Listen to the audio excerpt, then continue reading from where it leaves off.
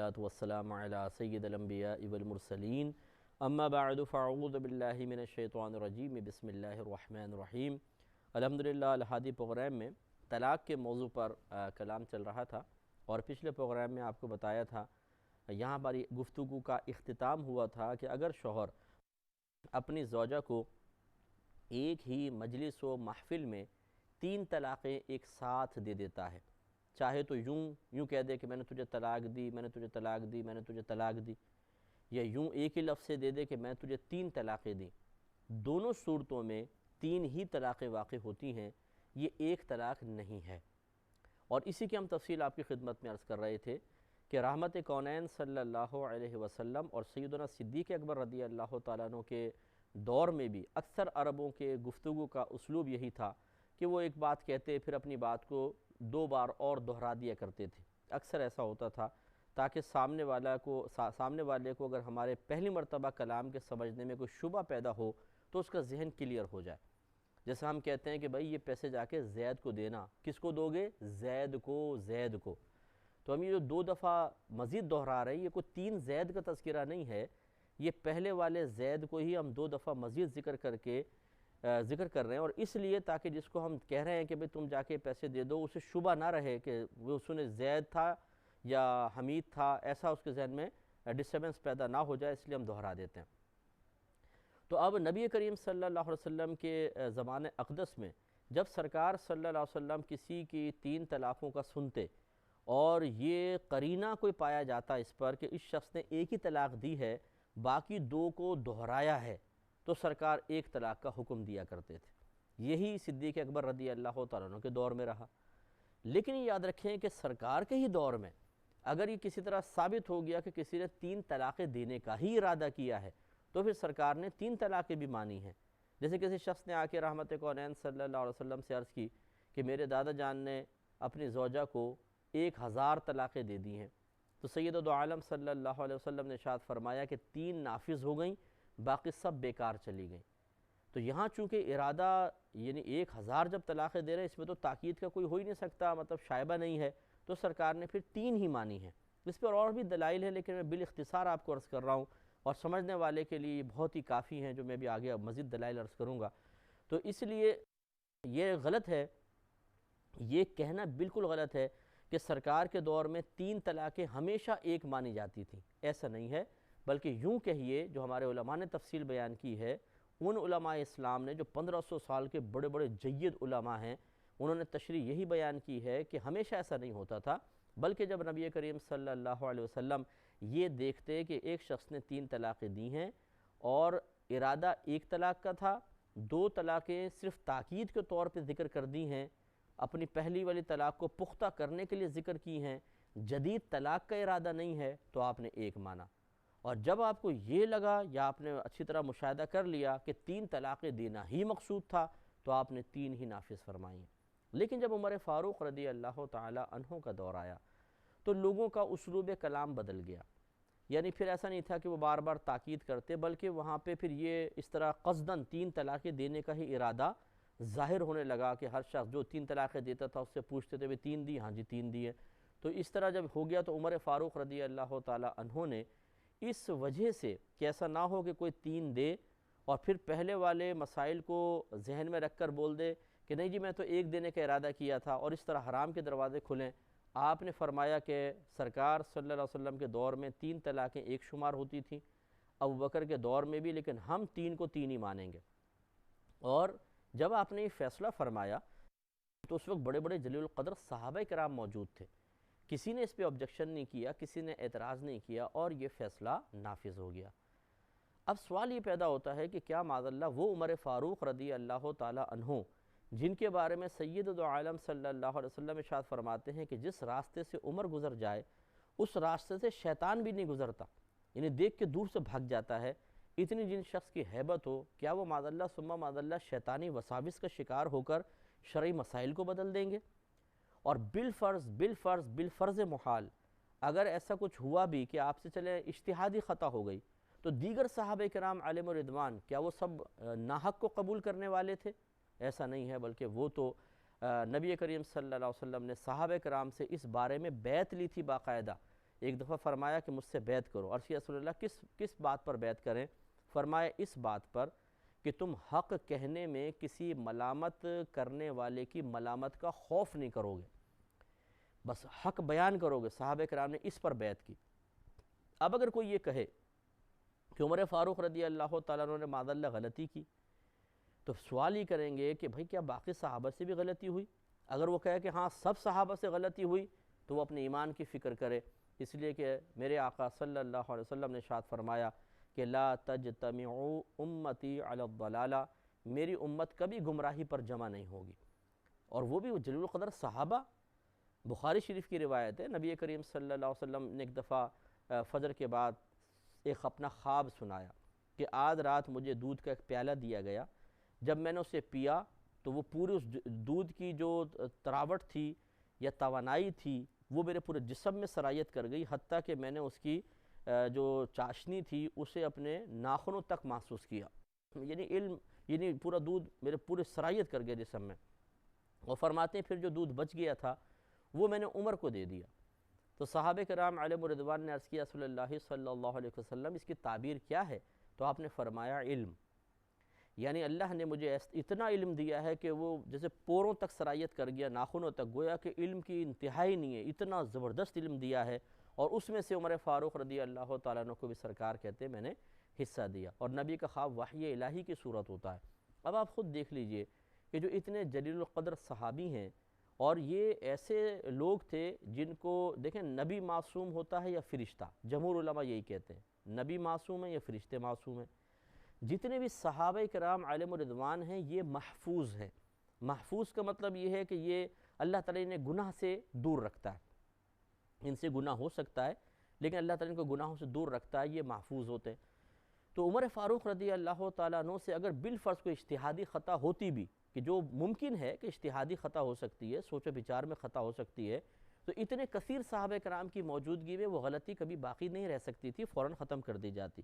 لیکن عمر فاروق رضی اللہ تعالیٰ عنہ نے اس کو نافذ فرمایا کہ 3 طلاقیں اب 3 ہی ہوں گی۔ اچھا پھر یہ چلتا رہا، پھر امام اعظم ابو حنیفہ رضی اللہ تعالیٰ عنہ آئے، امام شافعی، امام مالک، امام احمد بن حنبل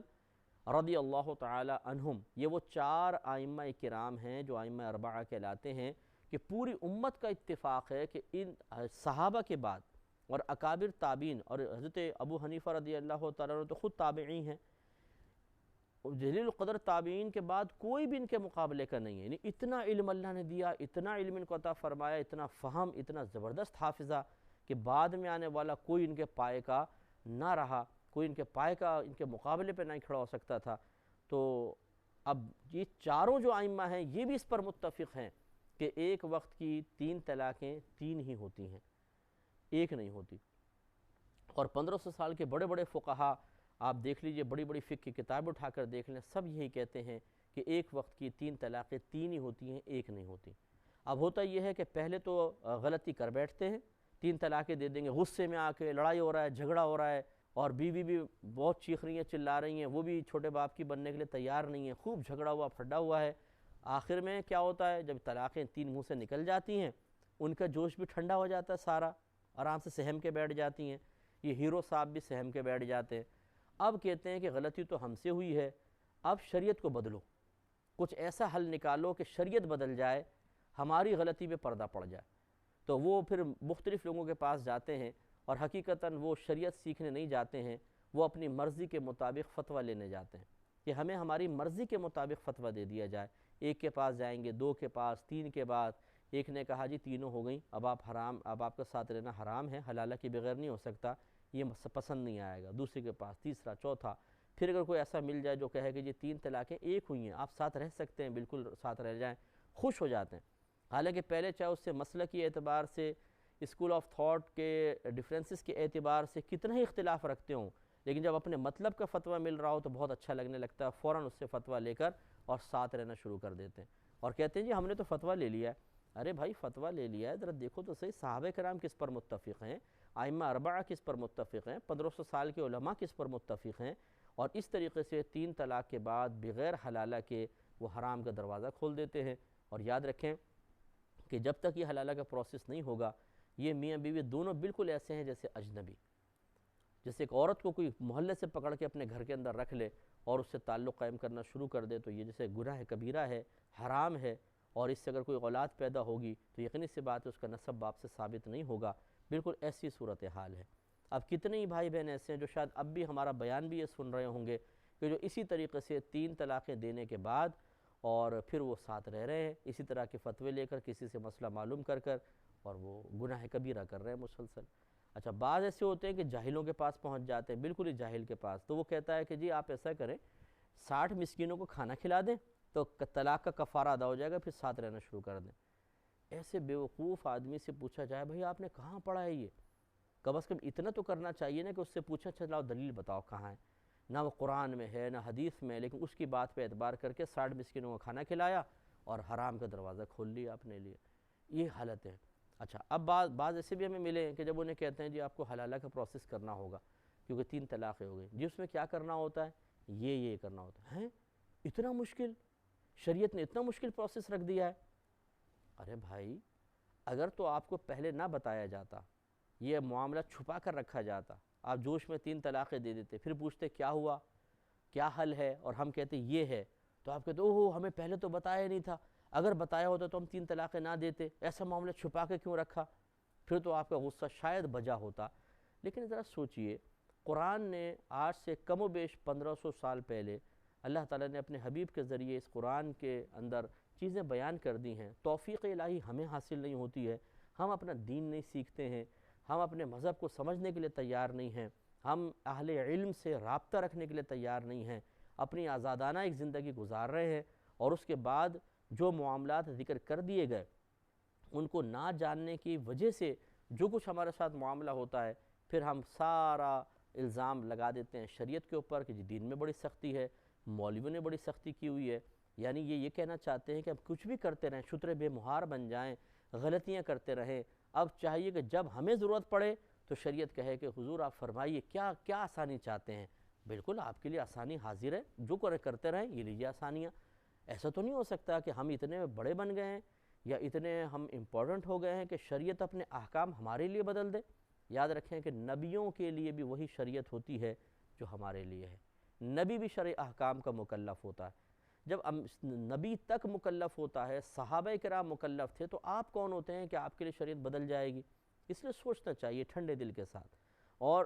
اس پروسیس کو کرنا ہی ہوگا۔ اگر نہیں کریں گے اور آپ ہٹ دھرمی دکھائیں گے تو ٹھیک ہے، پھر ساری زندگی ایک تو ضمیر کی ملامت سے نہیں بچ سکتے آپ۔ پھر یہ ہو سکتا ہے کہ آپ کی اولاد بڑی ہو اور ان کو مسئلہ پتہ چلے اور وہ آپ کی طرح نہ ہو کہ شارٹ کٹ مار کر اور شریعت کو بدل کر اور جیسے تیسے اپنا مطلب حل کرنے کے لیے شریعت کو اوپر معاذ تعلیمات پہ گویا کہ پاؤں رکھ کے چلے گئے، لیکن اولاد ایسی نہ ہو تو پھر وہ آپ کو نفرت کی نگاہ سے دیکھے گی کہ ہمارے ماں باپ نے ساری زندگی گناہ کیا ہے گھر کے اندر، اور اگر کوئی اسی طرح اولاد پیدا ہوئی اور اسے پتہ چلے گا کہ حلالہ کے بغیر رہتے ہوئے انہوں نے تعلق قائم کر کے پھر میں پیدا ہوا اور وہ دین کی طرف ہوگا بچہ اور یہ مسئلہ سیکھ لے گا، اب بتائیں اس کے دل میں آپ کے لیے کتنی نفرت پیدا ہوگی، اور پھر میدان معاشر تو ہے ہی ہے، وہاں جا کے آپ کو پتہ چل جائے گا کہ کیا ہوا تھا۔ اس لیے شریعت کو بدلنے کے بجائے ہمیں خود سوچنا چاہیے اور حکمت شرع کو ہمیشہ اپنے پیش نظر رکھنا چاہیے۔ اگر یہ حلالہ کا سخت پروسیس نہ ہوتا تو آپ خود بتائیے کیا روزانہ گھروں میں 3 طلاقیں نہ ہوتی؟ پھر تو لوگ بے خوف ہو جاتے کہ جی 3 طلاقیں دیں گے، 3 ایک بنے گی، آرام سے پھر کر لیں گے، یا کفارہ کھانا نہ کھلا دیں گے، کفارہ ہو جائے گا، لوگ طلاقیں پہ طلاقیں دیتے۔ یہ تو اتنا سخت پروسیس رکھا اس لیے ہے، قرآن میں بیان اسی لیے کر دیا گیا ہے کہ جب یہ آدمی پہلے سیکھ لے گا تو 3 طلاقیں دینے سے پہلے 50 بار سوچے گا کہ ارے باپ رے اگر میں نے طلاق دے دی تو اتنا سخت پروسیس کرنا پڑے گا، تو وہ طلاق دینے سے رک جائے گا۔ تو حقیقتاً یہ شریعت نے ہمارے ساتھ سختی نہیں کی ہے، بلکہ ہمیں ایک غلطی سے بچانے کے لیے اور غلط قدم اٹھانے کے لیے ایک بند باندھ دیا ہے۔ اب ہماری یہ جہالت ہے کہ ہم اس پہلے بند کو جانتے ہی نہیں ہیں، لہذا جرت مندانہ جہالت میں مبتلا ہو کر ایک خطا کر بیٹھتے ہیں، اور جب ہمیں وہ بتایا جاتا ہے تو ہمیں وہ شدت اور سختی محسوس ہوتی ہے۔ ہم اس کی حکمت کو نہیں دیکھتے، بلکہ اپنے لیے جب مسئلہ سخت آ جاتا ہے تو ہم چاہتے ہیں کہ شریعت بدل جائے، میرے لیے کم از کم نرمی ہو جائے۔ تو اتنے پھر ہم سے کویسچن ہوتے ہیں، مجھ صاحب کوئی رعایت نکال لیں، مفتی صاحب کوئی آسان صورت بتا دیں۔ ارے بھائی ہم کہاں سے بتا دیں؟ شریعت ہماری تو نہیں ہے، ہاں جہاں پر خود ہمیں شریعت اجازت دیتی ہے کہ یہاں آپ رعایت بتا دیں، یہاں رعایت کر سکتے ہیں، تو ہم حتی الامکان کوشش کرتے ہیں کہ وہاں پہ ٹھیک ہے رعایت کا پہلو نکال لیا جائے۔ لیکن جہاں شریعت نے کوئی راستہ نہیں دیا تو بھئی ہم شارع علیہ السلام تو نہیں ہیں نا، ہم نبی نہیں ہیں، ہم معاذ اللہ کو خدا نہیں ہیں، نہ ہمیں بہت سارے مسائل میں اس چیز کا اختیار دیا گیا ہے کہ ہم اس میں کوئی تغیر و تبدل کریں۔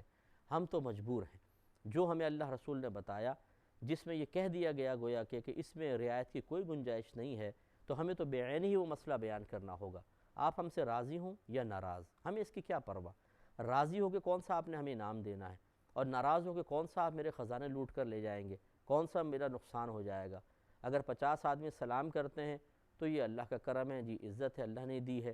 اور اگر 50 آدمی سلام کرنا چھوڑ دیتے ہیں تو میں نے سلام کے لیے تو ہم نے کوئی دین کو حاصل نہیں کیا تھا، نہ کریں جی، اللہ تعالیٰ راضی ہو جائے بس ٹھیک ہے۔ تو بہت سے ایسے ہوتے ہیں کہ وہ ناراض ہو جاتے ہیں کہ جی آپ نے تو کوئی حل ہی نہیں بتا رہے، ہاں یعنی ہماری مرضی کا حل نہیں بتا رہے، ہمیں کوئی آسان سا حل بتائیے۔